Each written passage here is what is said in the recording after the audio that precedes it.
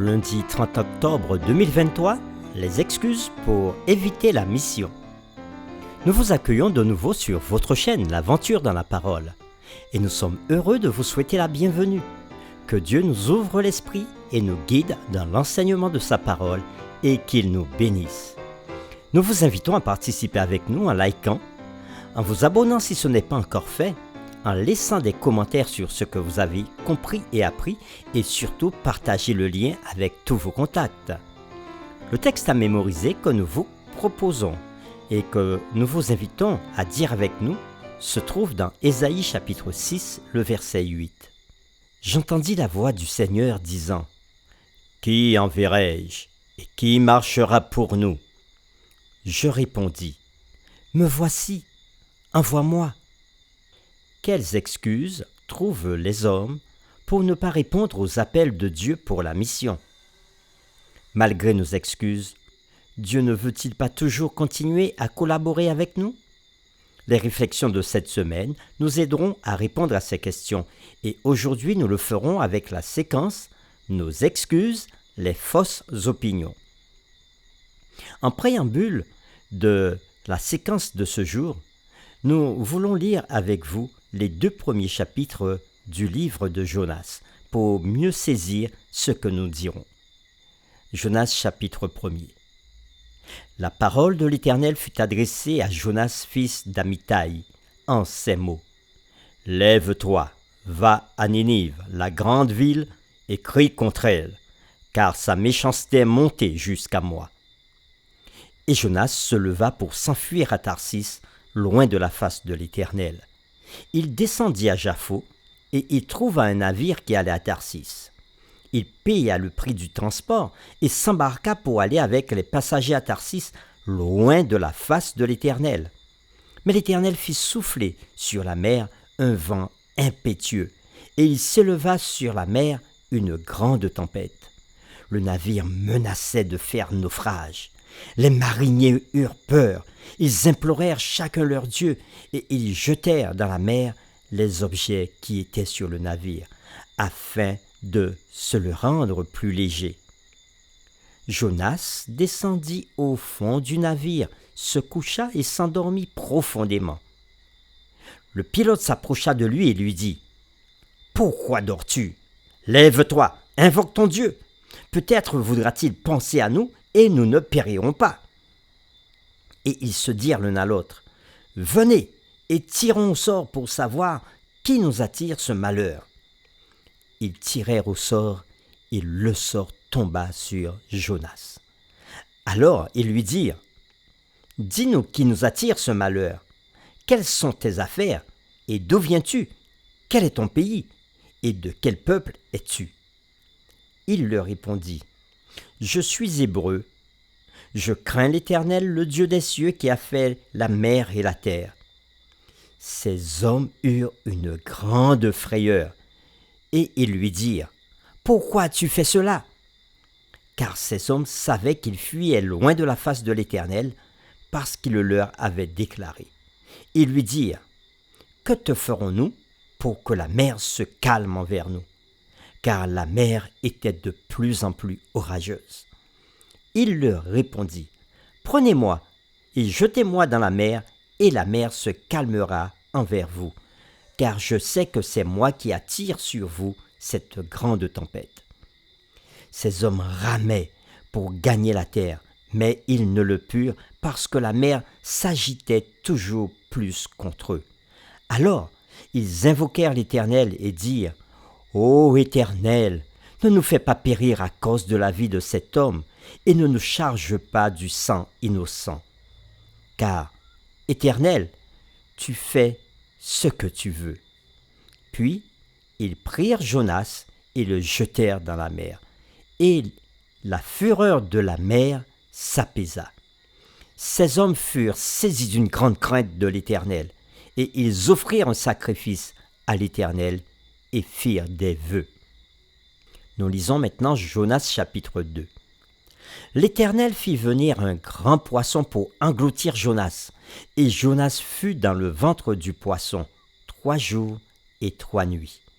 Jonas dans le ventre du poisson pria l'Éternel, son Dieu, et il dit, « Dans ma détresse, j'ai invoqué l'Éternel, et il m'a exaucé.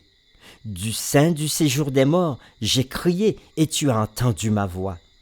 Tu m'as jeté dans l'abîme, dans le cœur de la mer, et les courants d'eau m'ont environné. Toutes des vagues et tous tes flots ont passé sur moi. Je disais, je suis chassé loin de ton regard, mais je verrai encore ton saint temple. Les eaux m'ont couvert jusqu'à m'ôter la vie. L'abîme m'a enveloppé. Les roseaux ont entouré ma tête. Je suis descendu jusqu'aux racines des montagnes. Les barres de la mer m'enfermaient pour toujours. Mais tu m'as fait remonter vivant de la fosse. Éternel, mon Dieu. Quand mon âme était abattue au-dedans de moi, je me suis souvenu de l'Éternel et ma prière est parvenue jusqu'à toi dans ton saint temple. Ceux qui s'attachent à de vaines idoles éloignent d'eux la miséricorde. Pour moi, je t'offrirai des sacrifices avec un cri d'action de grâce. J'accomplirai les vœux que j'ai faits. Le salut vient de l'Éternel. L'Éternel parla au poisson, et le poisson vomit Jonas sur la terre. Fin de la lecture. Quand la tempête était en train de souffler sur la mer, Jonas s'est blâmé. Son attitude révèle une chose sur le genre de vision du monde et de compréhension de Dieu ou des dieux que beaucoup avaient à l'époque. Alors qu'ils croyaient au règne de divers dieux sur leurs différents territoires, la mer était considérée comme le royaume chaotique des démons. Selon la vision du monde des mariniers, il était nécessaire de faire un sacrifice pour apaiser leur colère. Bien que Jonas soit un Hébreu, il avait très probablement une vision du monde influencée par les croyances traditionnelles de son époque. Lisons Jonas chapitre 2 versets 1 à 3 et les versets 7 à 10. Et que révèlent ces versets sur la façon dont Jonas avait commencé à comprendre la providence de Dieu. Nous lisons Jonas chapitre 2 versets 1 à 3. Jonas, dans le ventre du poisson, pria l'Éternel son Dieu. Il dit, « Dans ma détresse, j'ai invoqué l'Éternel, et il m'a exaucé. Du sein du séjour des morts, j'ai crié, et tu m'as entendu. Tu m'as jeté dans l'abîme, dans le cœur de la mer, et les courants d'eau m'ont environné. Toutes tes vagues et tous tes flots ont passé sur moi. » Et les versets 7 à 10 disent, « Quand mon âme était abattue au-dedans de moi, je me suis souvenu de l'Éternel, et ma prière est parvenue jusqu'à toi, dans ton saint temple. Ceux qui s'attachent à de vaines idoles éloignent d'eux la miséricorde. Pour moi, je t'offrirai des sacrifices avec un cri d'action de grâce. J'accomplirai les vœux que j'ai faits. Le salut vient de l'Éternel. » Et le texte nous dit que l'Éternel parla au poisson, et le poisson vomit Jonas sur la terre. Après lecture de Jonas chapitre 2 versets 1 à 3 et versets 7 à 10, répondons à la question, que révèlent ces versets sur la façon dont Jonas avait commencé à comprendre la providence de Dieu. Bien que Jonas ait fui le territoire où le peuple reconnaissait l'Éternel comme leur Dieu, il a appris à ses dépens que même s'il voyage vers des cultures étrangères, l'Éternel est toujours souverain. Le vent et les vagues appartiennent à Dieu, le poisson aussi. Et nous pouvons citer le psaume 24, verset 1er qui dit « À l'Éternel la terre et ce qu'elle renferme ». Le cœur de Jonas s'était tourné vers le souverain de la terre et de la mer, et il confessa ses péchés et il fut sauvé. Nous aussi, nous pouvons avoir des mécompréhensions ou encore des incompréhensions au sujet de Dieu et de ce qu'il attend de nous. L'une de ces incompréhensions communes est le fait de penser que le désir de Dieu pour nous est de nous centrer sur notre propre salut et de nous retirer de la méchanceté du monde qui nous entoure. Bien qu'il nous soit demandé de nous préserver des souillures du monde, dans Jacques chapitre 1er verset 27, nous devons nous centrer sur la façon dont nous pouvons apporter des bénédictions et l'espérance de Dieu à ceux qui sont dans le besoin. Une autre compréhension ou une autre incompréhension qui nous empêche d'accepter l'appel de Dieu à la mission est de croire que le succès dépend de nous-mêmes. De même que Jonas n'est pas celui qui avait sauvé Ninive, nous ne pouvons pas sauver une âme. Nous pouvons avoir une mentalité de sauveur à propos de la mission. Mais notre appel n'est pas de donner le salut, mais de coopérer avec Dieu dans son œuvre rédemptrice. Nous rendons témoignage en louant Dieu pour la façon spécifique dont il nous emploie dans son œuvre, mais seul Dieu peut attirer les gens à lui. Nous pouvons planter des graines de vérité, mais seul Dieu peut convertir le cœur. Nous confondons souvent notre rôle avec celui de Dieu, ce qui nous donne une excuse pour ne pas témoigner. Oui, Dieu avait utilisé Jonas, mais seul Dieu et non Jonas avaient changé le cœur des personnes vivant à Ninive. Pour terminer, réfléchissons à cette question. Gagner des âmes est une tâche difficile, trop difficile pour que les humains y arrivent seuls.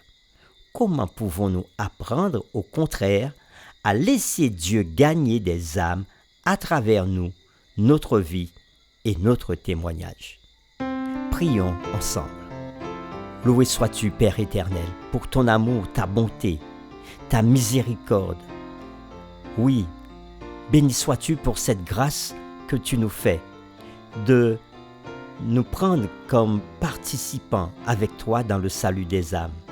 Tu collabores avec nous et tu nous invites à collaborer avec toi afin de sauver ceux qui se meurent dans le péché. Même si tu nous demandes de nous préserver du mal, mais tu nous demandes d'aller vers le monde pour apporter le message de l'Évangile, afin que des cœurs soient touchés et des hommes et des femmes se donnent à toi. Seigneur, nous voulons aussi nous rappeler que ce n'est pas nous qui changeons le cœur des hommes. Tu nous appelles à être des collaborateurs, mais c'est toi le Sauveur. Tu veux passer par nous pour que nous puissions comprendre nous-mêmes quelle est l'importance du salut et que nous-mêmes, nous puissions mettre nos vies jour après jour en harmonie avec toi. Garde-nous, fortifie-nous et donne-nous cette envie d'être des collaborateurs avec toi pour le salut des âmes. Nous t'avons prié au nom de Jésus. Amen.